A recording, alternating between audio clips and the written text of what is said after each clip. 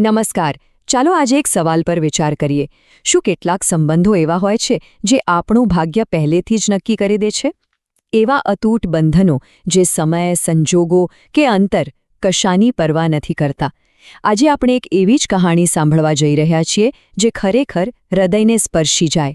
આ વાત છે માતૃત્વના એક એવા અદૃશ્ય બંધનની જેણે બધા નિયમો તોડી નાખ્યા. તો ચાલો આ અવિશ્વસનીય સફરની શરૂઆત કરીએ. આ સાવ સામાન્ય લાગતા શબ્દો છે નહીં? એક નાનકડા બાળકના છે જે રસ્તા પર રમકડા વેચી રહ્યો છે. પણ આ માત્ર એક વિનંતી નહોતી. આ તો એક એવી કહાનીની શરૂઆત હતી જેની કોઈએ કલ્પના પણ નહીં કરી હોય. આ શબ્દો એક એવા ઊંડા અને અજાણ્યા બંધનનો પાયો નાખવાના હતા. આ કહાણીની મુખ્ય પાત્ર એક ખૂબ જ દયાળુ સ્ત્રી હતી. એમની એક આદત હતી. જ્યારે પણ એ પોતાના પતિ સાથે કારમાં જતી ત્યારે રસ્તા પર મહેનત કરતા બાળકોને જોઈને હંમેશા ગાડી રોકાવતી. એમને મદદ કરવી એ એમના સ્વભાવમાં હતું. પણ એ બધા બાળકોમાં એક છોકરો હતો, અજય.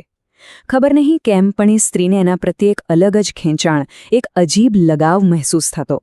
એ જ્યારે પણ રોકાતી ત્યારે અજય પાસેથી જ રમકડા ખરીદતી. અને ધીમે ધીમે સમયની સાથે એમની વચ્ચે એક ખાસ, ખૂબ જ ઊંડું બંધન બંધાઈ ગયું. રોજની જેમ એ સ્ત્રી એ જ રસ્તા પરથી પસાર થઈ. એની આંખો અજયને શોધી રહી હતી. પણ એ દિવસે અજય ત્યાં નહોતો. એના મનમાં અચાનક એક ફાળ પડી. એક અજાણી ચિંતા થવા લાગી. એણે આજુબાજુના બાળકોને પૂછ્યું, આજે અજય કેમ નથી દેખાતો? અને પછી જે જવાબ મળ્યો એ સાંભળીને એના પગ નીચેથી જાણે જમીન સરકી ગઈ. બાળકોએ કહ્યું, આંટી, એનો એક્સિડન્ટ થયો છે, એ હોસ્પિટલમાં છે. આ શબ્દો એના પર વીજળીની જેમ ત્રાટક્યા. જે બાળક માટે એને આટલો બધો લગાવ હતો એ અત્યારે હોસ્પિટલમાં હતો. આ સાંભળતા જ એણે એક સેકન્ડનો પણ વિચાર ન કર્યો. એણે તરત જ એના પતિને કહ્યું, ગાડી રોકો, મારે એને શોધવો પડશે. એના મનમાં બીજું કંઈ જ નહોતું ચાલી રહ્યું.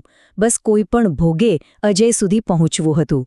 આ એ જ અદૃશ્ય બંધનનો પુરાવો હતો, જેનું કારણ એ પોતે પણ નહોતી જાણતી. એણે અજયનું સરનામું શોધી કાઢ્યું અને એના ઘરે પહોંચી. પણ જેવી એ ત્યાં પહોંચી અને દરવાજા પર એક સ્ત્રીને જોઈ, એને જોતાં જ સ્તબ્ધ થઈ ગઈ, જાણે સમય થંભી ગયો હોય. એ મુલાકાતે એને અંદર સુધી હચમચાવી દીધી. પણ આવું કેમ થયું? એ તરત જ હોસ્પિટલ દોડી. ત્યાં ડોક્ટરે જે કહ્યું એ સાંભળીને એ વધુ ભાંગી પડી. અજયની હાલત ખૂબ જ ગંભીર હતી અને એની પાસે બચવા માટે માત્ર 12 કલાક હતા.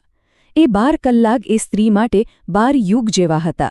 દરેક પળ, દરેક સેકન્ડ પ્રાર્થના અને ડરમાં પસાર થઈ. અને પછી એક ચમત્કાર થયો. બરાબર 12 કલાક પછી અજય આંખો ખોલી. એ ભાનમાં આવી ગયો. આ જોઈને એના આનંદનો કોઈ પાર ન રહ્યો. એ દોડીને અજય પાસે ગઈ અને જાણે એક મા પોતાના બાળકને પ્રેમ કરે, બસ એ જ સહજ ભાવથી એના માથા પર હાથ ફેરવવા લાગી.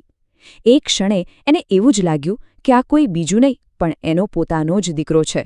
એક એવી લાગણી જેનું વર્ણન કરવું મુશ્કેલ છે. અને અહીં કહાણીનો સૌથી મોટો અને આઘાતજનક ખુલાસો થાય છે. એ કોઈ અજાણ્યું ખેંચાણ નહોતું. એ કોઈ અજાણ્યો લગાવ નહોતો. એ તો લોહીનો સંબંધ હતો. કારણ કે હકીકતમાં અજય એનો પોતાનો જ દીકરો હતો. એ દીકરો જેને વર્ષો પહેલાં એણે મજબૂરીમાં પોતાનાથી દૂર કરવો પડ્યો હતો.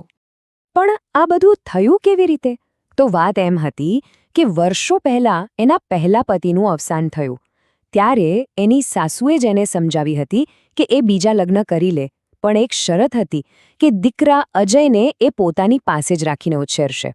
અને હા, અજયના ઘરે જે સ્ત્રી મળી હતી એ બીજું કોઈ નહીં પણ એની એ જ સાસુ હતી. એક તરફ હોસ્પિટલમાં આટલા વર્ષો પછી મા દીકરાનું ભાવનાત્મક મિલન ચાલી રહ્યું હતું, પણ કહાણીમાં હજી એક વળાંક આવવાનો બાકી હતો. આટલો બધો સમય વીતી ગયો હોવાથી પેલી સ્ત્રીનો વર્તમાન પતિ ચિંતામાં ને ચિંતામાં હોસ્પિટલ પહોંચી ગયો.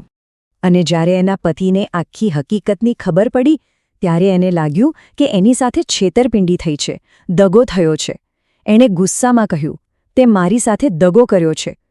પણ પેલી સ્ત્રી જે હવે એક મા તરીકે પોતાના દીકરા પાસે ઊભી હતી એ પોતાના નિર્ણય પર અડગ હતી. એણે સ્પષ્ટપણે કહ્યું, આ મારો દીકરો છે અને હવે હું એની સાથે જ રહીશ. એમનો પરિવાર એક એવા મુકામ પર આવી ગયો હતો જ્યાં બધું જ દાવ પર લાગ્યું હતું. પણ કહેવાય છે ને કે પ્રેમ અને સમજણથી મોટી કોઈ તાકાત નથી. એ સ્ત્રીએ ખૂબ જ ધીરજથી, ખૂબ જ પ્રેમથી પોતાના પતિને બધી વાત સમજાવી. પોતાની મજબૂરી, પોતાનું દુઃખ અને એક મા તરીકેની પોતાની લાગણીઓ. અને ધીમે ધીમે એના પતિનો ગુસ્સો શાંત થયો. એને પોતાની પત્નીની વેદના સમજાઈ. અને આ સમજણનું પરિણામ ખૂબ જ સુંદર આવ્યું. એક ઘર જે તૂટવાની અણી પર હતું એ બચી ગયું.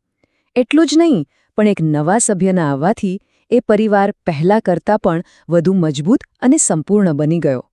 તો આ કહાણી સાંભળ્યા પછી આપણા મનમાં એક સવાલ ચોક્કસ થાય છે. શું લોહીના સંબંધનું ખેંચાણ આટલું બધું શક્તિશાળી હોય છે? શું ભાગ્ય આપણને અજાણ્યા રસ્તાઓ પર પણ આપણા સ્વજનો સાથે ફરીથી મેળવી દે છે? આનો જવાબ કદાચ વિજ્ઞાન પાસે નહીં હોય. આનો જવાબ તો આપણી શ્રદ્ધા અને આપણા અનુભવોમાં જ છુપાયેલો છે.